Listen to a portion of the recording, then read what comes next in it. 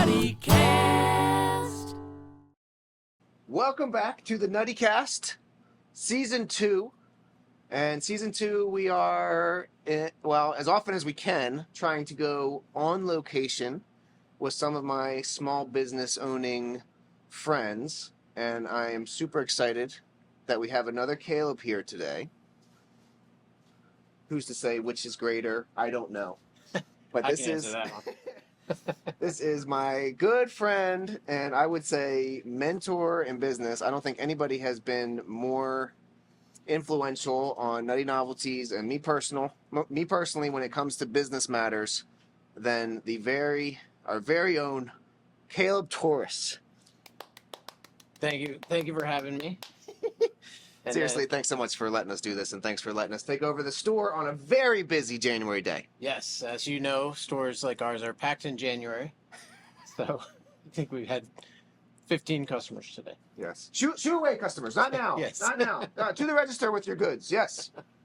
But yeah, so Tabora, I mentioned in, I think, episode 1 or maybe episode 2 of season 1, this is actually where I very first started making the nut butters.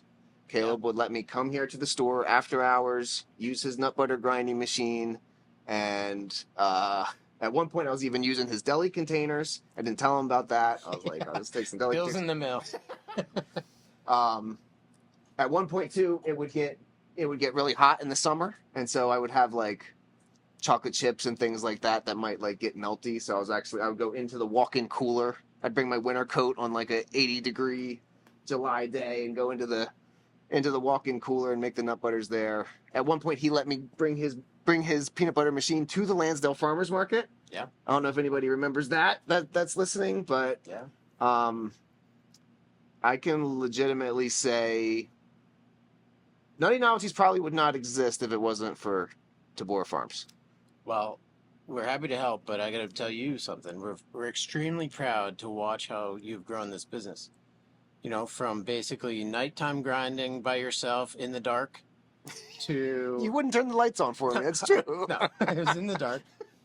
To basically this business that's in hundreds of stores, has full functioning employees, vehicles. I mean, we've been extremely proud watching you grow.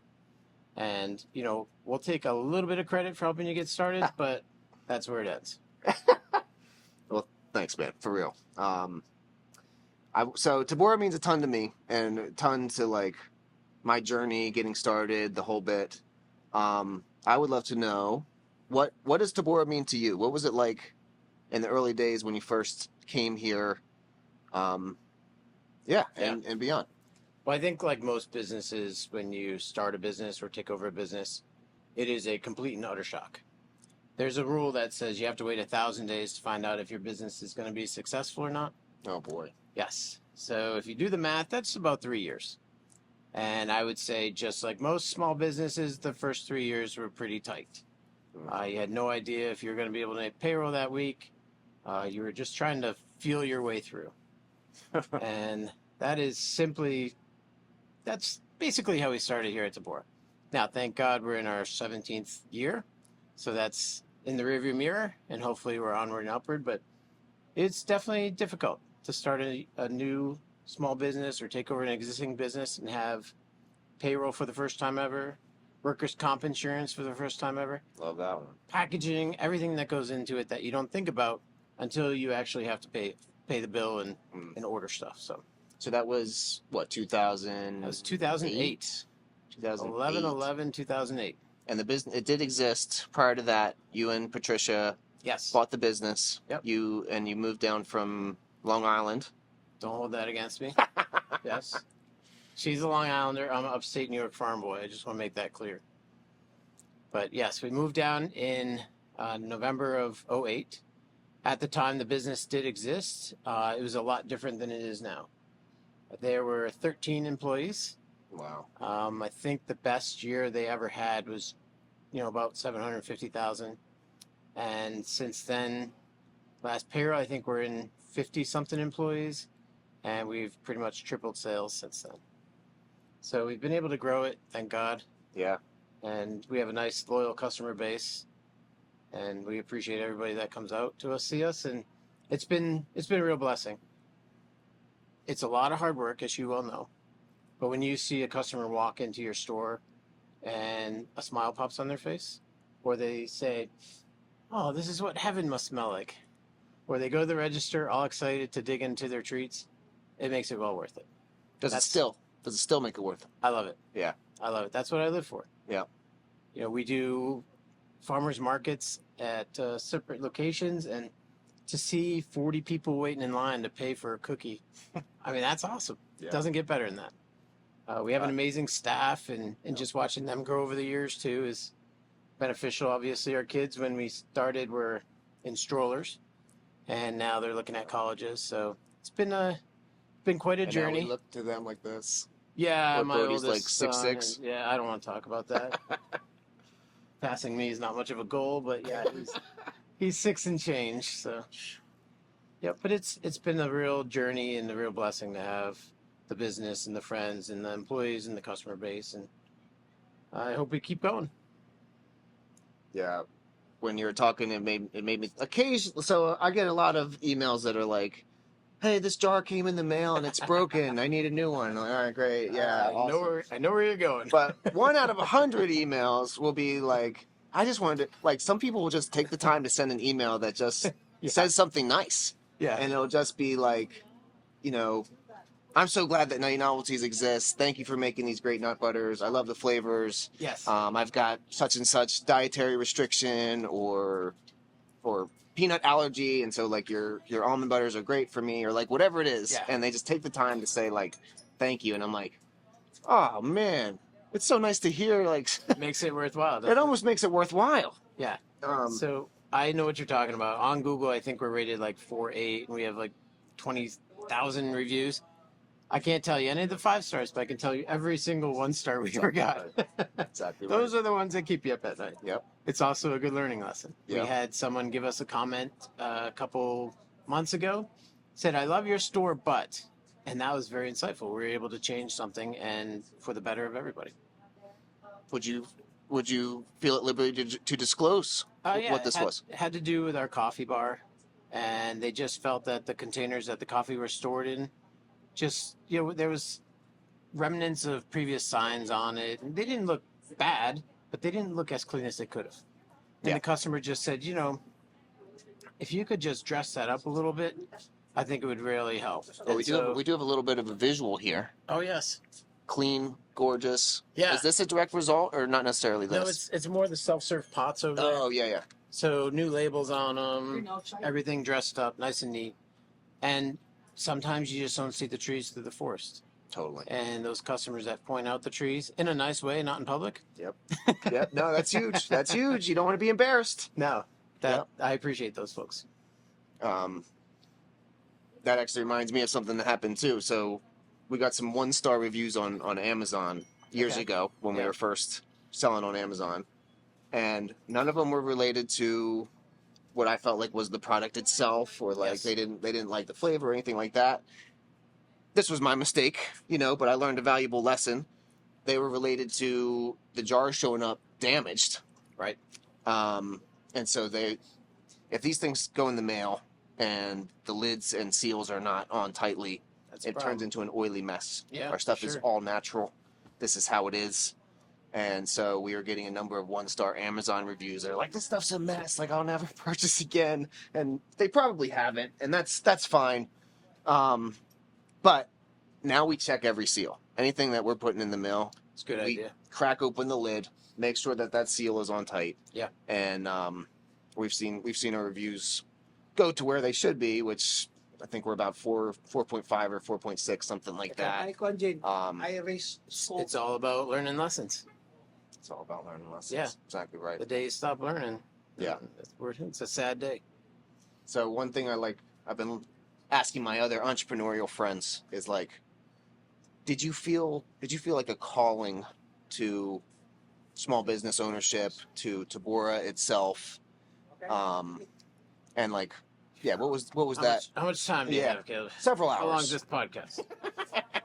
So I grew up on a fruit farm in upstate New York, a couple 100-acre fruit farm. And what's the name of that farm? Fruit Valley Orchard. Fruit Valley Orchards, everyone. Yep, in Oswego. Where your parents still are, or no? Actually, my parents live in the pear orchard, but they sold the actual farm to my college roommate at Cornell of 4 years. So even though it's not, I noticed you name dropped Cornell there. Did everyone hear that? He went to Cornell, folks. No, I'm name dropping because it shows that those connections are really strong. But he purchased a farm from my folks, and so even though it's technically not in my family, I feel like it's still my family. I did not know that. Yeah. So my father is a Vietnam vet, Yeah. and is suffering from side effects of Agent Orange. Oh, So he was not I didn't able know to that. continue farming in the capacity that he wanted to. And timing worked out, and my good buddy took it over. But that is the farm I grew up on. Wow. Okay. And they had a retail market. Now, it was only open a couple months a year. They didn't have a bakery or anything like that. It was basically apples and lollipops. Let me cut you off real quick. Yeah. I remember one time I was like, hey, maybe in January I'd love to like get up and see your parents' farm. Like, when we're quiet, I'd love to get up there. And Not you were just January. like, have you ever seen a white piece of paper? Well, don't bother. Oswego is right at the curve of Lake Ontario, and so it's not uncommon. Back in the day, we averaged 184 inches of snow a year.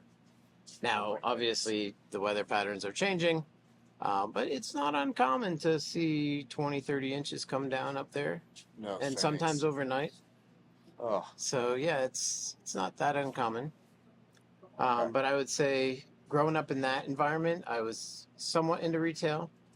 And I always knew all through college and everything, I knew that I would have a farm market. I always thought it would be a huge farm and maybe a little bakery, retail. Oh. And here it's a complete opposite. Yep. So here it's a little farm and a huge bakery retail shop. So the bakery is what percentage of your... 60% of our business. Okay. And you've got an amazing deli. I love your Deli, sandwiches and yep. stuff. That's what... Deli's about 20%, and then country store is about 20%. Now, I have to put an asterisk next to that. We picked up another farm a few years back, right down the road, quarter mile, called Rustic Valley Orchard. That's 70 acres that we planted, and we do grow apples and pears down there. It's separate from Tabora. That's why I have to put the little asterisk. But fruit production here on this Tabora's property is less than 10% of our overall gross. Interesting. Yeah. Okay. Yeah, I think 60% bakery. 60% bakery. Yep. What is a product, whether it's bakery or deli or whatever, what's the product that you're really proud of? Well, there are I can name a of them. few. There are a lot Old of Country That's is where the I was best gonna bread I've go. ever had. The turkey broccoli stuffed rolls, which I believe you said were coming back. I lied to you. You were the only one that liked this. Old Country would probably be the first one I'd go to. That's my own recipe, my own grain, that I was able to source and everything. So I'm proud of that one. Obviously, cookies are the biggest seller here. And then I'd say pretzels are really exciting. Last year, we sold over 10,000 units of pretzels. And who would have ever guessed that would have happened? And like out this door. Like the you're store just and beginning farmers to markets. try and wholesale these. Yes. Like just beginning. Yes. But That's just 10,000 farmers units markets went and out store. this door Yeah. and farmers markets. Yeah, who would have, over a silly little flavored pretzel? I would never have guessed that. Caramel apple? Are you kidding me? Seasonal. It reminds me, this episode of the Nuttycast is sponsored by Caramel Apple Pretzels. Pick one up today. They're only $19.99. How much are they? $6. $6. Yeah. Excellent. Yeah, so those That's are the not bad. pretzels. So, yeah. And they Pretty are proud of that delicious. Okay, so as you know, we're back from our break thanks to Caramel Apple Pretzels. It's season 2 of the Nuttycast. Yes. So I'm going for kind of like a little bit of a how I built this vibe. Okay. Where'd you come from, beginnings and stuff like that. But then I like to mix in like a faith component. Sure. So I'm not trying to steer you or steering judge required. you, although there will be judgment. No, I'm used to that. I guess my question is like, how does your faith inform your business here at Tabora? How would things be different if it wasn't for your faith? Yeah. If at all, and it's okay if not. No, I definitely think that our business is guided by Christian values. We could certainly increase the price on certain items and, not that this is a Christian value or not, but we kind of like giving a fair product for a fair price. We treat everybody that walks into our store equally, with hopefully love and kindness.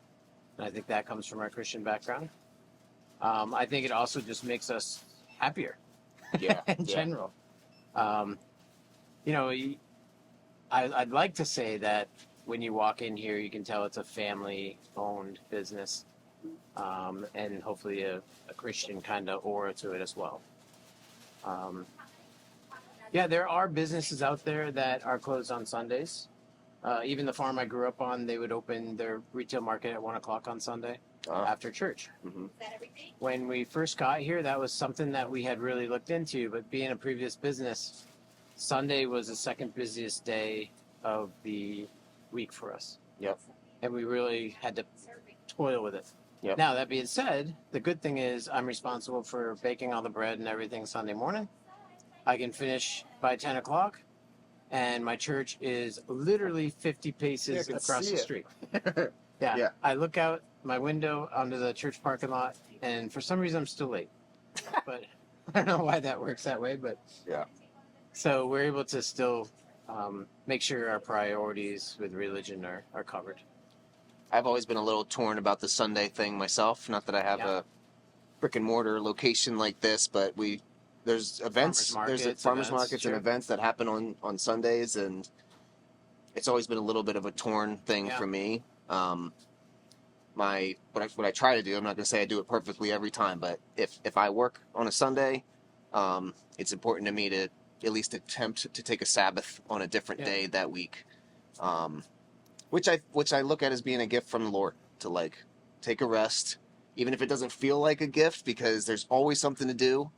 I think he commands that and wants that from us, like, for a reason. I think that reason is mostly for our own good, but also similar to like tithing, where it's like you're making a sacrifice on purpose to say, like, God, I know you've got me.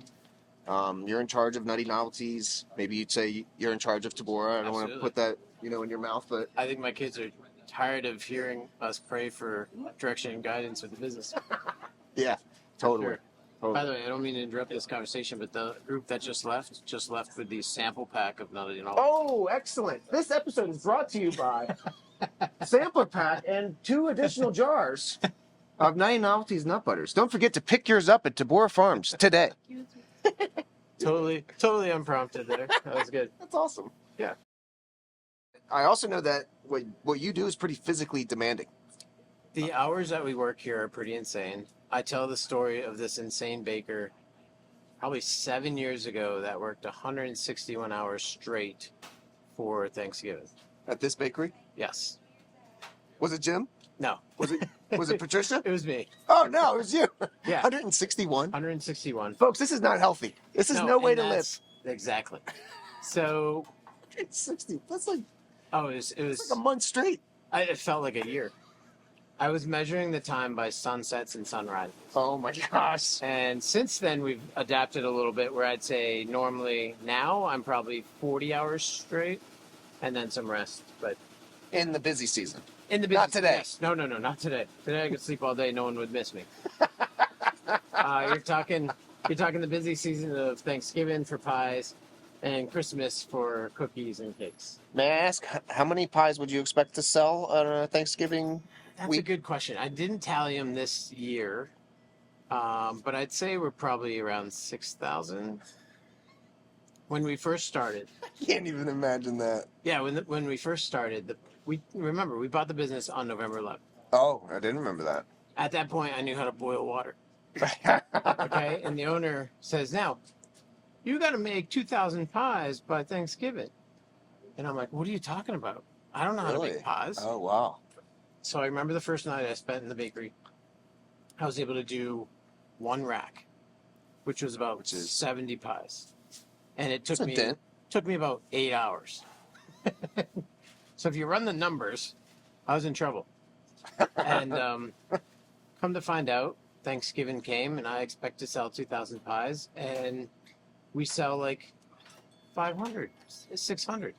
And And I'm like, what is going on? Oh. Like, why did I make 2,000 if we're selling 600? And he goes, oh, well, what you do is you throw them in the freezer and you sell them for Thanksgiving, you sell them for Christmas, and you sell them for New Year's. Oh. And I was like, well, first of all, that would have been nice to know. Give me that ahead of time. Yeah, like, hey, you don't have to do it all in 10 days. But second of all, that's really not what we're into. Storing pies for months at a time is not really what we had envisioned. Oh. So I'd say 17 years ago, we probably sold 600, and now we're up, at a zero. 10x that. Yeah. Yeah, which is insane. 10x, there it is again. One thing we are big into is fundraisers. Okay. And if you have a small business and you haven't looked into fundraisers, you need to. There are a million organizations out there looking for additional income. Yeah. And they are all looking to small businesses to usually donate. How many letters do you get? Well, you don't have a brick and mortar. No, I still do. You still do? It's usually emails, but probably Yes. 2 or 3 a week. Yes. So what we decided to do is, look, instead of giving this stuff away, we're going to work with these people to do fundraisers. And so we send them a fundraiser information form, which says, look, if you want to... We're listening. Yeah, if you want to make money for your organization, come in. We'll give you the program. Pies, for example. You buy a pie for $10 from Tabora, and you sell it for whatever you want. Yep. And you keep the difference. Yep. Things like this with pretzels. You come in, you buy a pretzel for $4, you get a $2 discount, you sell it for whatever you want. So Yep. we're starting to do a lot of fundraisers to the point where out of the 6,000 pies, maybe half of them are fundraisers. Is that right? Yeah. Wow. And I would say last year, more fundraiser pies than retail pies. And are you guys freezing some of the pies? We actually freeze them and give them to the fundraisers frozen unbaked. Okay, smart. So they can bake it in their own house, Yep. get the aroma, take Yep. all the credit. Take all. That's Yeah, what I would do. Well, that's what it's all about. Heat and eat. Yes. So it's a double-edged sword because I had noticed some customers I hadn't been seeing for Thanksgiving anymore. And when I saw them, they're like, oh, it was great. I ordered pies through the Boy Scouts or through the school.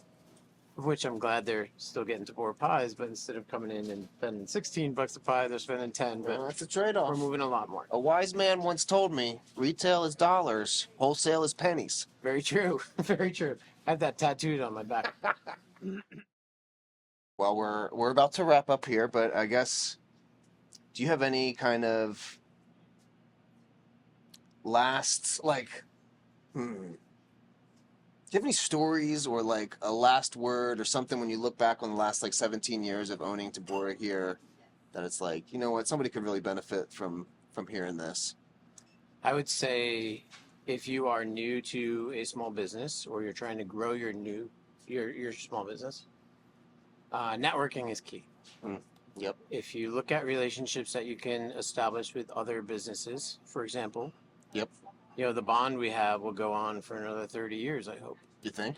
I hope so. I'm kind of... You're on the fence? I'm on the fence.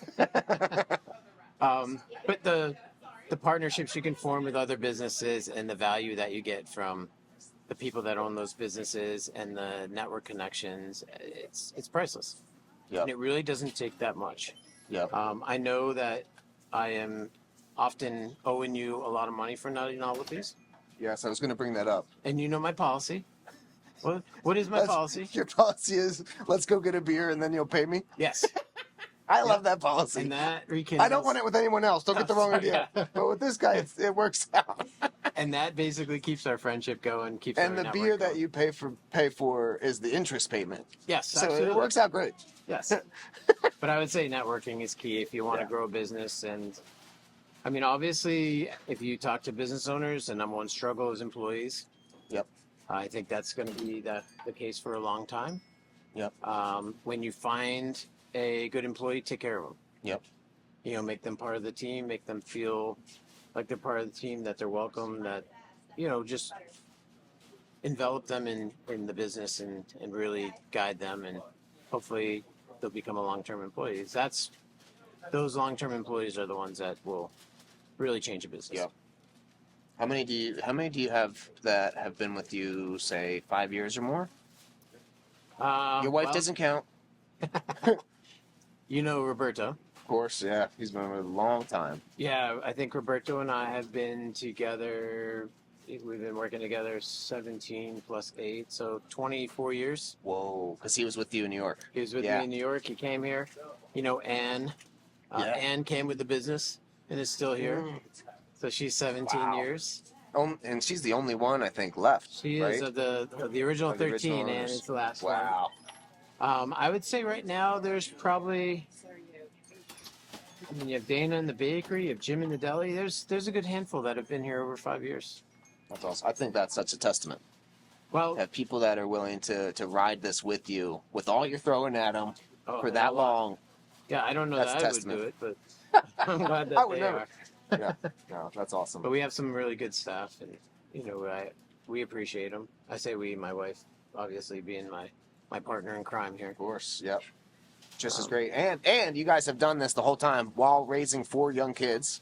Yeah. Now, which they're not so young. Brody's looking at colleges. Yes. One of which has some pretty severe disabilities. Yeah, Um, our number 3 son, Jack, has a severe physical handicaps and mentally handicapped. So he's one of the first kids diagnosed with a genetic deletion on chromosome 6q. So he's 15. Physically, he's probably like a 4 or 5 year old. Okay. Mentally, he's probably more like a 2-year-old. Yeah. And he's full size, and the dude is strong and wiry. So Yep. that's another avenue that we're Strong and wiry. exploring right now. If Jack is in the tub and doesn't want to get out of the tub, guess what? He stays It's in the tough tub. to get him out of the tub. So he's getting stronger, and I'm getting older. So it's a bad combo there. But yeah, Oh, Jack's man. been an incredible blessing. You know, all of our children have learned a lot, as well as Trish and I. Yeah. So he's been an amazing blessing for our family. But doing all this, you're doing at Tabora, plus raising 4 kids. I now know, now that I have 3 kids myself. Yeah. Welcome to the jungle, It buddy. it's just tough, man. It's tough. Well, So commend you on that. probably similar to Mary. I'm an okay dad, but Trish is an awesome mom. Oh, yeah. So for Mary to say that she's an okay mom, No, I'm sure. I see what no, you're that's- saying. No, Yes, no, that's not what I'm saying. she would at all. agree. No, she wouldn't. I always said if I were home with the kids, they'd be hanging by their ankles in the attic. You know, but she has such love and patience, and she can deal with it. So we make a good team. I take care of. And when the kids were young, I took care of the business aspect, and she wrangled kids. Yep. Now we have 2 drivers and less wrangling, but still, Yep. she's there with Jack whenever Jack needs her, which is pretty much Just a constant. lot. So Well, this has been the Nuttycast with Caleb Torrice. Caleb, thank you again for joining us. This My was pleasure. a blast. We got to hear the bread slicer going. yes, That was awesome. They do freshly slice your old country and other loaves of bread here, which We do. actually I plan on taking advantage of before we leave. But yeah, thanks again, man. This was awesome, pleasure. and I hope you guys all enjoyed listening and or watching because it was a lot of fun to do.